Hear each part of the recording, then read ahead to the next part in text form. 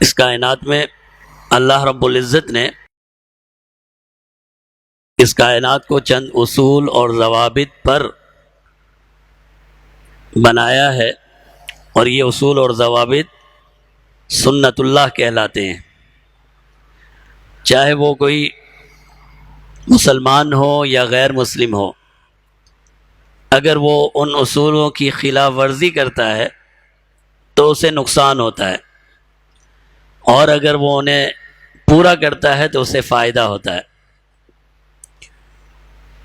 اور کبھی کبھی ایسا بھی ہوتا ہے کہ اللہ رب العزت ان اصول اور ضوابط کے خلاف معاملہ آ جاتا ہے، پھر اگر وہ نبی سے ہو، اگر کسی نبی کا واقعہ ہو تو معجزہ کہلاتا ہے، اگر کسی اور انسان کا ہو، اگر وہ نیک ہو تو اس کی کرامت کہلاتی ہے، اور اگر نظروں کا دھوکہ ہو تو وہ جادو کہلاتا ہے۔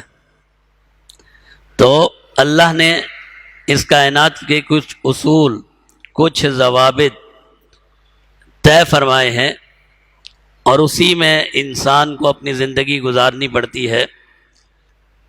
اسی طرح دین کے بھی چند اصول اور ضوابط اللہ رب العزت نے بیان فرمائے۔ جو ان اصولوں پر پورا اترتا ہے پھر اسے وہ نعمت ملتی ہے جسے اللہ نے بیان فرمایا، اگر ان اصولوں کو پورا نہیں کرتا تو پھر اسے وہ خسارہ ملتا ہے جو خسارہ اللہ نے بیان فرمایا۔ تو اللہ نے اصول بیان فرمایا، زندگی کا اصول فرمایا، لئن شکرتم لازیدنکم، اگر تم شکر ادا کرو گے، لازیدنکم، تو میں اپنی نعمتیں بڑھاتا چلا جاؤں گا۔ لئن شکرتم لازیدنکم، اگر تم نے شکر ادا کیا، شکر گزار بنے، لازیدنکم، تو میں مزید اضافہ تمہیں دیتا چلا جاؤں گا۔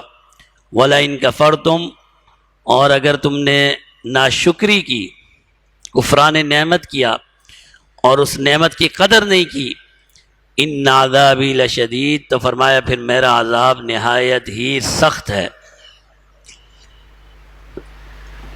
لئن شکرتم لازیدنکم، اگر شکر ادا کرو گے میں نعمتیں بڑھاتا رہوں گا۔